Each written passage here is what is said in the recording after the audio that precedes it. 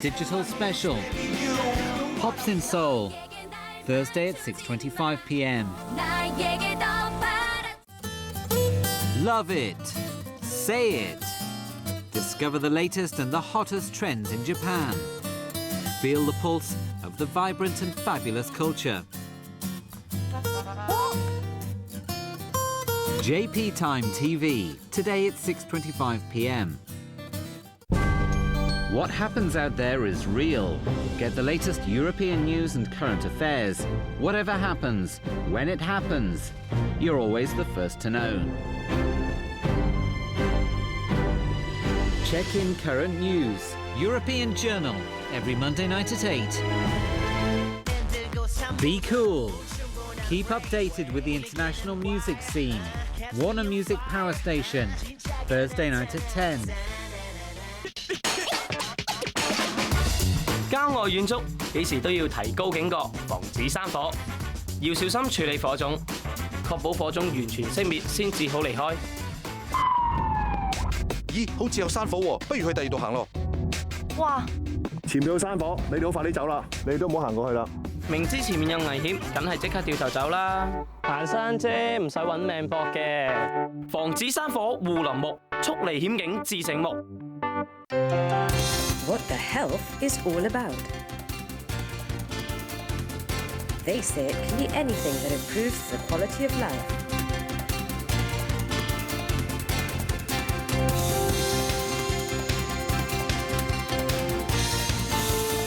Every week, the specialists will come on the show to give you tips on beauty and health. They will keep it simple, keep it real, and keep you in good shape. Tonight at 7.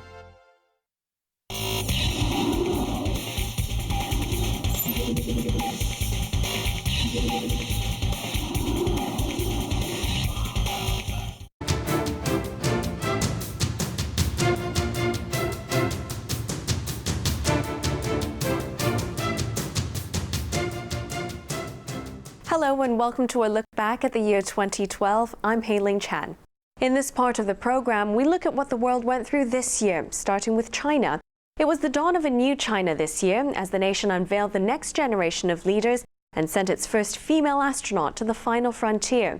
But overshadowing China's proudest moments was the Communist Party having to deal with its biggest corruption scandal in decades. Unlike the US elections, there were no TV debates, glitzy conventions or open soliciting for votes when President Hu Jintao and the men who ruled China gave way to a new generation of leaders. Xi Jinping led the new Politburo Standing Committee, the country's most powerful body, out onto the stage in Beijing's Great Hall of the People, signalling his elevation to the top of the party. That sets the stage for him to take over as president from Hu Jintao, under whose administration China has seen 10 years of extraordinary growth. Joining Xi in the new lineup was Li Keqiang, the man set to succeed Premier Wen Jiabao, Zhang Dejiang, Yu Zhengsheng, Liu Yunshan, Wang Qishan and Zhang Gaoli. The 7 men who will guide the world's second-largest economy are seen as politically conservative, and perceived reformers like Li Yuanqiao, the head of the party's organization department, and Wang Yang, the party chief of Guangdong province, did not get promoted. On another significant note, Hu's predecessor Jiang Zemin managed to fill the top governing body with his allies, in a reflection of how much power he still wields behind the scenes. To Hu's credit, he also handed over to Xi the job of heading China's powerful Central Military Commission, in stark contrast to Jiang, who held on to that position for months after he relinquished the Communist Party leader's post to Hu Jintao. Barely after he was named the new head of the party, Xi warned ministers that they must fight corruption or risk ruining the country. Strong words that came after a series of corruption investigations that targeted high-level leaders in recent years. And this year saw the biggest scandal in decades, the downfall of Chongqing's charismatic and ambitious party boss, Guo Xilai. Guo was a rising star destined to join the ranks of the country's top leaders, until his wife, Gu Kailai, was accused of murdering British businessman Neil Hayward, a close family associate. Gu was convicted and given a suspended death sentence in August. Guo's political career unravelled the moment his right-hand man, Chongqing police chief Wang Lijun, fled to the US consulate in nearby Chengdu and spilled the beans. In September, Wang was convicted of defection, helping to cover up Haywood's murder and other crimes.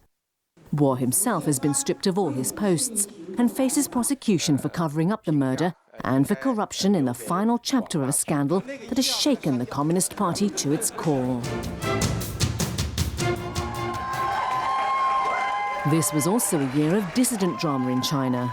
Blind rights activist Chen Guangcheng arrived in the US in May, bringing an end to a diplomatic standoff between Beijing and Washington that erupted after he escaped from 19 months of house arrest and sought asylum in the American embassy in Beijing.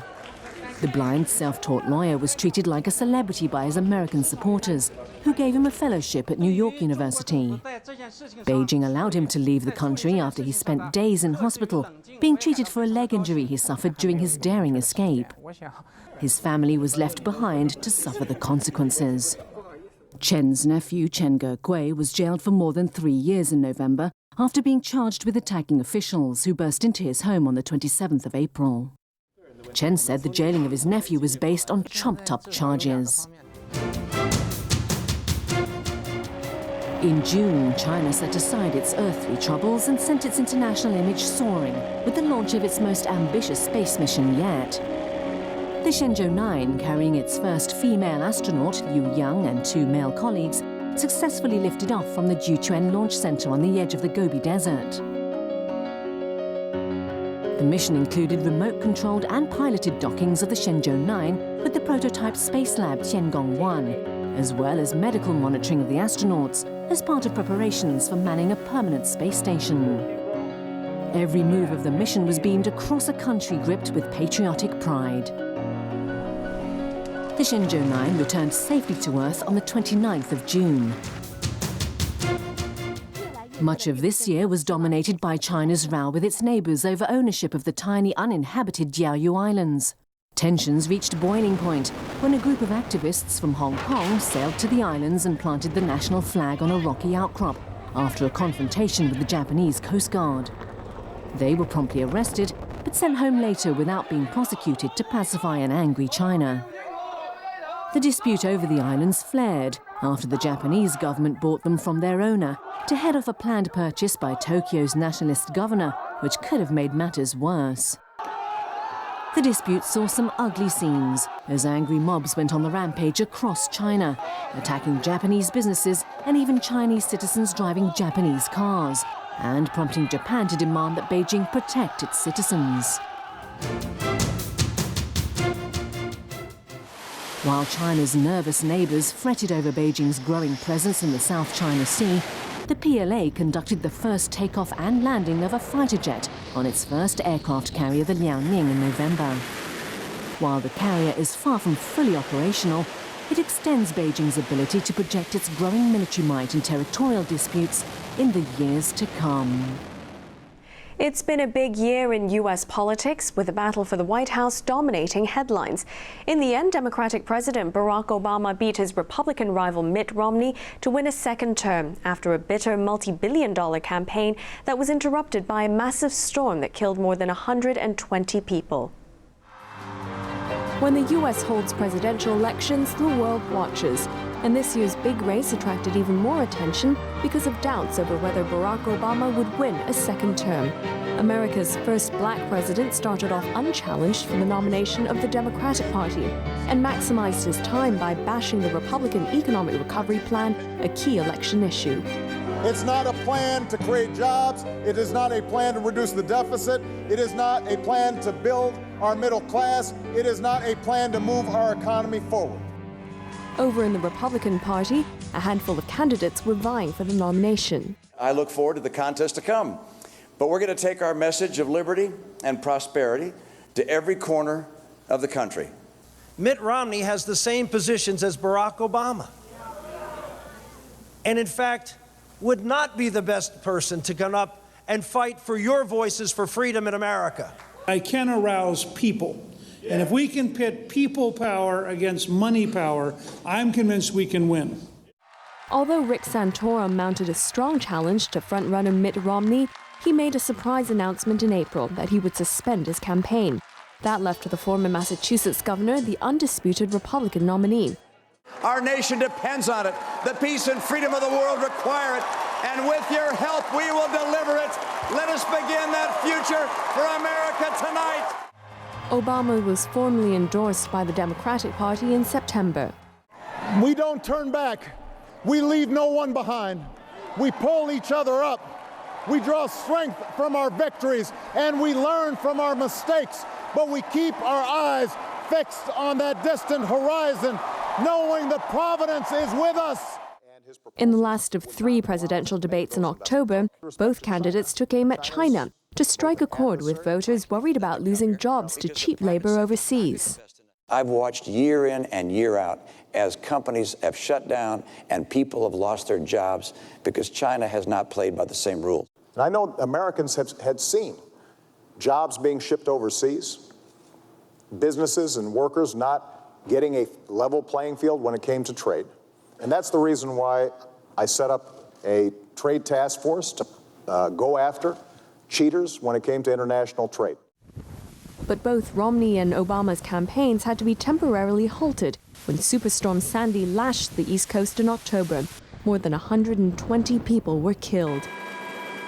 When the storm hit, President Obama had to take off his campaigner-in-chief hat and resume the responsibilities of the presidency. And when he did that, he got to look like a leader. He was being a leader. He got to go comfort voters. Meanwhile, Governor Romney, who was experiencing a bit of a resurgence in the campaign, had to go back to being a private citizen. With relief efforts underway, the presidential elections were held on the 6th of November after the most expensive campaign in U.S. history, dominated by mudslinging and personal attacks. The popular vote was very close, with Obama getting only 51% of support to Romney's 48%. But in the Electoral College votes, which decide the winner, Obama scored a decisive victory to secure another 4 years in office.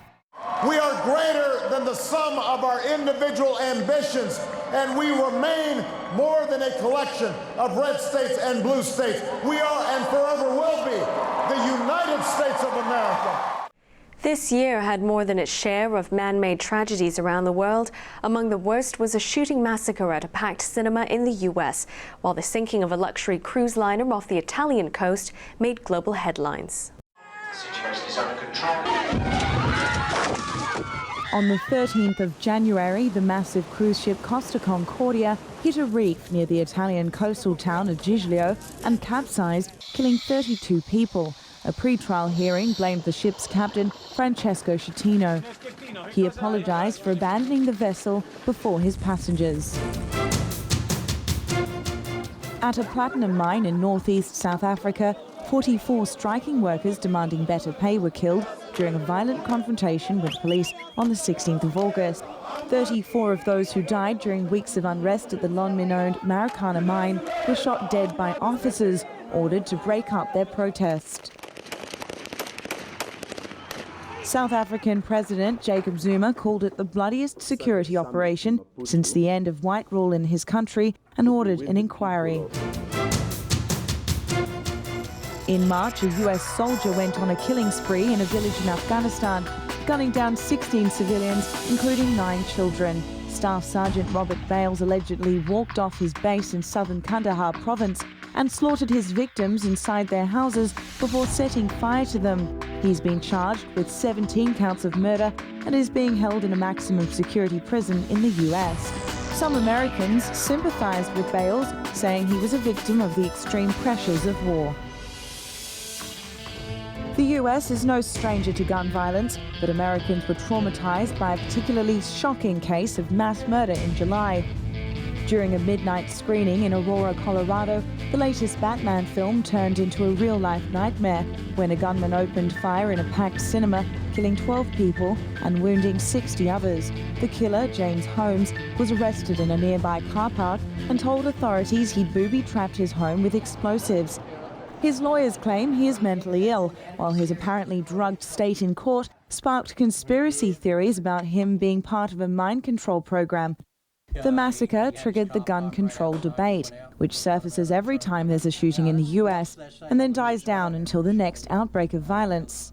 I hope that over the next several days, next several weeks, and next several months, we all reflect on how we can do something about some of the senseless violence that ends up marring this country.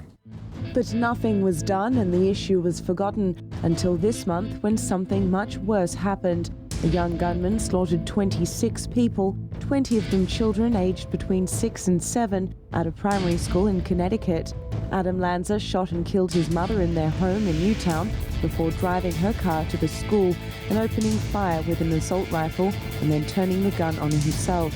Once again, Obama found himself under pressure to do something about gun violence. Can we say that we're truly doing enough to give all the children of this country the chance they deserve to live out their lives in happiness and with purpose? I've been reflecting on this the last few days, and if we're honest with ourselves, the answer is no. We're not doing enough, and we will have to change. That change may be just wishful thinking, as no US president would commit political suicide by taking on America's powerful gun lobby. We'll be back after the break with more headlines from 2012, including Europe's economic woes and upheavals in the Middle East. Stay with us.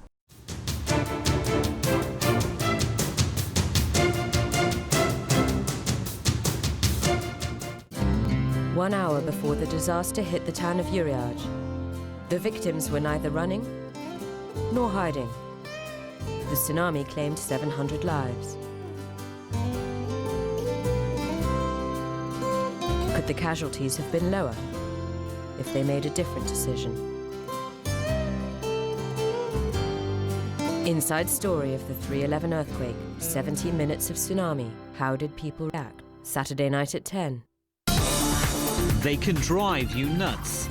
From the most powerful roaring on Earth to the sexiest bodies you will ever see.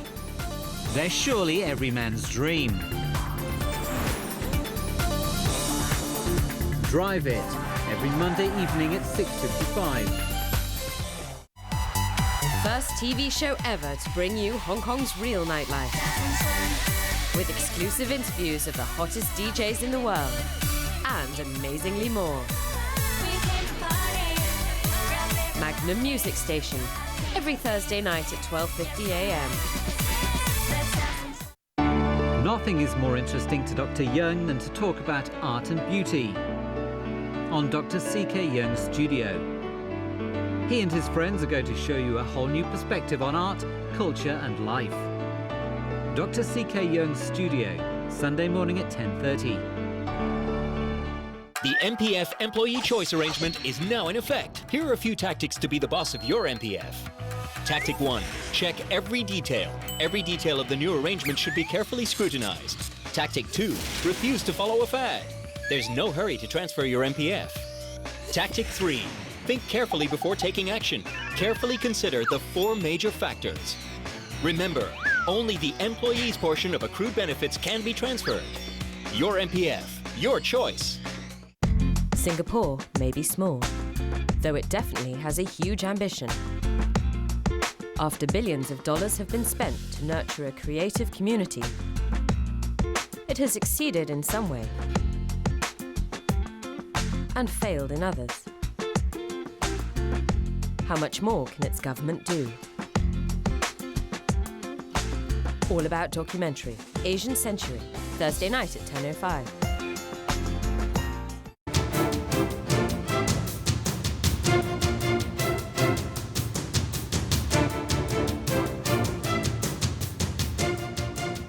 Conflicts and politics dominated the headlines in 2012, but it's the health of the global economy that's had and will continue to have the biggest impact on everyone. The world is yet to fully recover from the recession that began 4 years ago, and there are mixed signals about whether the worst is really over. In an ironic twist, Greece, the sick man of Europe, began the year with doctors and pharmacists going on strike to protest against cuts in medical spending. That set the tone for the rest of the year as strikes and violent protests rocked the country. Greece is suffering from an acute debt crisis caused by years of overspending. The remedy prescribed by its creditors called for a massive dose of austerity. That meant huge cuts in civil service jobs, pay and pension, tax increases, and large-scale layoffs. The savings would help pay off the country's mountain of debts, but for ordinary Greeks, the belt-tightening that was imposed on them was too bitter a pill to swallow. So they took to the streets to protest, but to no avail. To stave off bankruptcy, the government in Athens endorsed and implemented the unpopular measures in return for bailout funds. While Greece was portrayed as the rotten apple, one that could topple the entire Eurozone, the economic malaise runs deeper. The spectre of another recession looms over the continent, with its consequences threatening to spread beyond its shores. Austerity was the watchword, an antidote to recession, so claimed some economists. But others say more public money should be invested to create employment. While the austerity versus recovery debate raged on in Europe, across the Atlantic, another economic crisis continued to simmer amid an election campaign. President Barack Obama was re-elected mainly on the hope that he, and not his Republican rival Mitt Romney, will be able to end the unemployment nightmare. About 8% of the US workforce is unemployed, affecting 12.3 million Americans. In the age of globalization, the economic problems in the US and the Eurozone have spilled over to the rest of the world. Weakening demand in those two giant markets resulted in lower exports from developing countries, leading to factory closures and job losses. It was China that the world turned to again in the hope of better times. China, now the world's second biggest economy, has also had trouble as problems suffered by its biggest trade partners led to a drop in exports. But the mainland has a fallback. Its vast population helped offset the losses in exports. Still, China has had to cut its economic targets.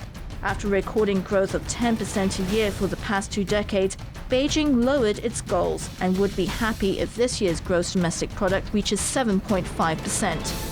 China has also managed to tame inflation, and the consumer price index for the whole year is likely to be well below the official target of 4%. With prospects looking brighter, China's new lineup of top members in the ruling Communist Party could have an easier job in the coming year. It was another turbulent year in the Middle East as Arab Spring revolutionaries returned to the streets, unhappy with the new leaders they'd helped bring to power after ousting the old ones, nowhere more so than in Egypt. Syrian rebels fought to topple their leader throughout the year, and they're still at it, with the help of Western governments. Over in the West Bank and the Gaza Strip, there are few signs of change for the Palestinians, despite a landmark vote at the United Nations indirectly recognizing statehood for them. Egypt emerged from 2011 with the promise of a new era just around the corner, following the revolution that ended decades of Hosni Mubarak's rule. May saw relatively unknown Muslim Brotherhood candidate Mohamed Morsi lead the first round of voting in a presidential election and eventually win by a sliver of votes in June. His first step was to strip powers from the army, which had ruled since Mubarak's ousting. Days after Morsi was sworn in, a court sentenced Mubarak to life in prison for his involvement in the killing of protesters in the uprising that ousted him a year earlier. Over in freshly liberated Libya, armed gangs that helped oust and kill former leader Muammar Gaddafi continue to run free and refuse to disarm, despite being ordered to by the new Western-backed government. On September the 11th, an attack on the US embassy in Benghazi killed Ambassador Christopher Stevens and several employees. While Egyptians and Libyans are still coming to terms with the aftermath of the so-called Arab Spring, Syrians are still in the thick of it. The year began with the rebel coalition, the Free Syria Army, killing 26 people, mostly civilians, in a bomb attack on the capital Damascus. Throughout the year, government forces pounded rebel areas, ignoring complaints from the West about civilians dying in large numbers. Both sides blamed each other for much of the bloodshed. February saw the first of several UN meetings aimed at punishing President Bashar al-Assad's government. But in all of them, the US and its European allies blamed the violence solely on Assad and not the rebels, prompting Russia and China to block them. International efforts throughout the year to end Israel's blockade on the Gaza Strip failed. In January, peace talks resumed after more than 16 months. But throughout the year, Israel continued building illegal settlements on occupied Palestinian land, an issue considered one of the biggest obstacles to peace. In November, the United Nations General Assembly voted overwhelmingly to upgrade Palestine to observer status, a largely symbolic move, but also an indirect recognition of Palestinian statehood. It was celebrated across the Palestinian territories. The US and Israel called the move counterproductive to the peace movement. Earlier in the month, Israel assassinated Hamas military chief Ahmed Jabari, claiming it was to stop rocket attacks on its citizens. In retaliation, Palestinian militants fired rockets into Israel, killing 3 people. The cross-border conflict escalated, with Israel bombarding Gaza City for a week, killing up to 177 people, many of them women and children. The conflict ended in a ceasefire deal, which included a partial lifting of Israel's blockade on Gaza. Both sides claimed victory in the brief war. The deal was brokered by Egypt's Morsi, winning him international praise, although it was short-lived, as just days later he issued a decree that forbid legal challenges to his decisions. That move brought international criticism. We call on Egypt's leaders to ensure that the outcome protects the democratic promise of the revolution for all Egyptians. After 2 weeks of mass protests by many who felt he was becoming just like Mubarak, he scrapped the decree, but insisted on going ahead with a referendum on a new constitution that critics argued had an Islamist bias. But the protests continued, so he did another U-turn, calling on the army for help and reinstating its power to arrest people. With frequent violent demonstrations, and since the vast majority of the country didn't vote for him, some argue the Egyptians are worse off than they were before the revolution, as tourism has gone down, unemployment is up and the people are divided. And that brings us to the end of the programme. We leave you now with memories of famous faces who left us this year. I'm Heyling Chan. From all of us at ATV News, good night and all the best for 2013.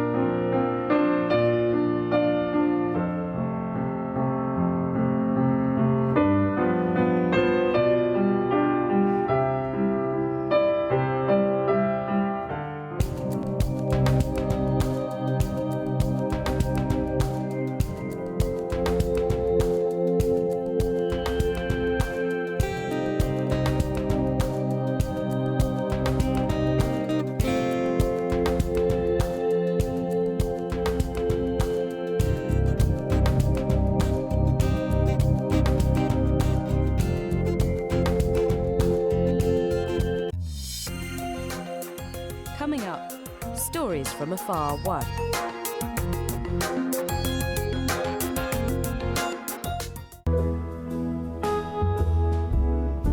You are the sweetest love song in the world.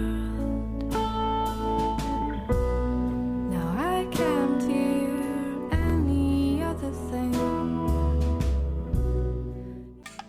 Keeping them honest is what we do. So many questions out there, someone has to ask. Face-to-face challenge. And all the hottest topics are only on Newsline. Tonight at 8. Muslims are everywhere. They can be your neighbours or business partners. So what can happen when they become Japanese citizens?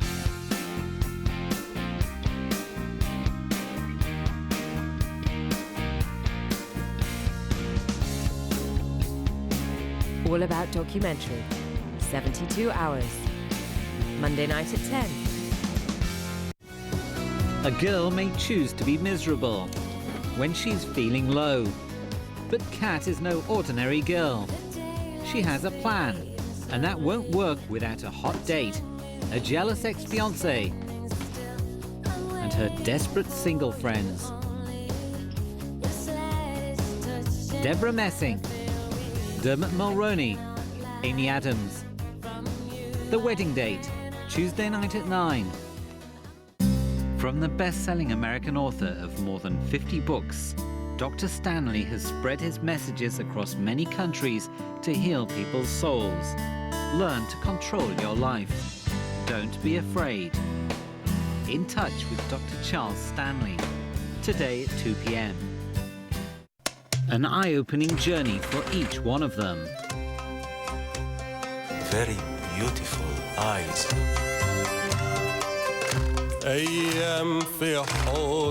It takes a little bit of courage, a little bit of curiosity. New lives will begin before they know it. ATV World Movie Spectacular, The Band's Visit, tonight at 9.